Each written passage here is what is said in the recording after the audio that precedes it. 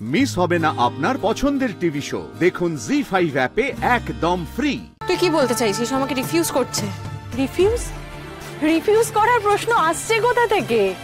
আরে ভাই, তুই তো ওকে প্রপোজ করিসনি যে ও তোকে রিফিউজ করবে। তাহলে তুই বলি কেন? ও কি ভাবছে সেটা আমাকে বুঝিয়ে দিয়েছে। কেন বুঝবো আমি?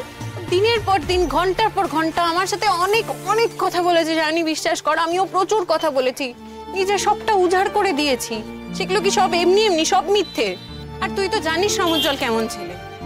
ওকে কোনোদিন দেখেছিস কারুর সাথে এত কথা বলতে? কোনো বন্ধুর সঙ্গে? চাপা স্বভাবের, ইন্ট্রোভার্ট। তাহলে আমাকে দিনের পর দিন জানার চেষ্টা করলো কেন? আমার সাথে এত কথা বললো কেন? আমার সাথে এত এগোলো কেন? হতে পারে ওর ওই আগ্রহটা সাময়িক ছিল। সাময়িক বলিস না সায়নী, কোনোটাই সাময়িক নয়। আমি ফিল করতে পারি সায়নী, ও যখন আমার দিকে তাকায়, I can feel him. He loves me desperately. আর সেই জন্যই ও এগিয়েছে দিনের পর দিন। তাহলে এখন কেন পিছিয়ে যাচ্ছে আমি বুঝতে পারছি না, সেটাই প্রবলেম।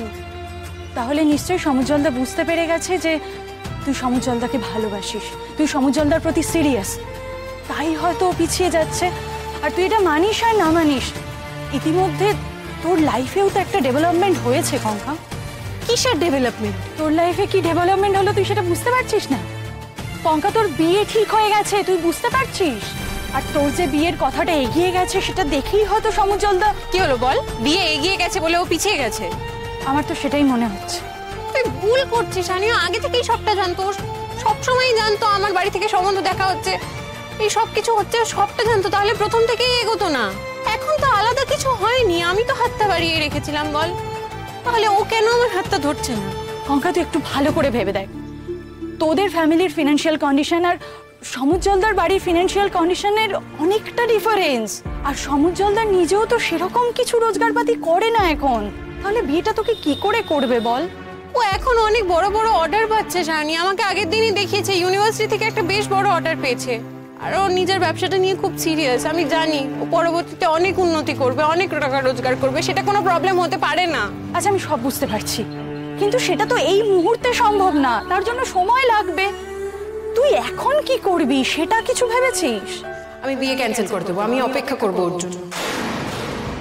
যে আমার সাথে এত কথা বলতো দিনের পর দিন, সে হঠাৎ করে নিরুদ্দেশ হয়ে যাবে আমার জীবন থেকে। আমার মাথাটা খারাপ হয়ে যাবে সায়নী। আমাকে আজকে সবকিছু সর্ট আউট করতেই হবে, নাহলে আমি পাগল হয়ে যাব।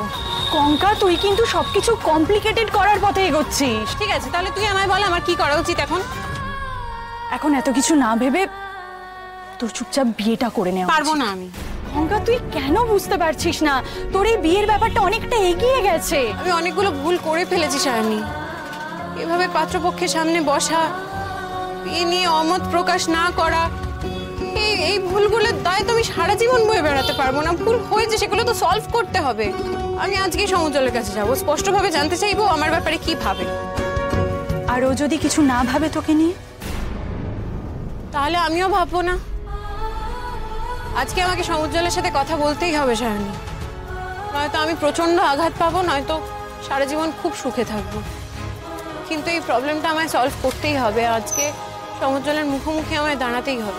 জি5 ডাউনলোড করুন আর সব এপিসোড দেখুন একদম ফ্রি।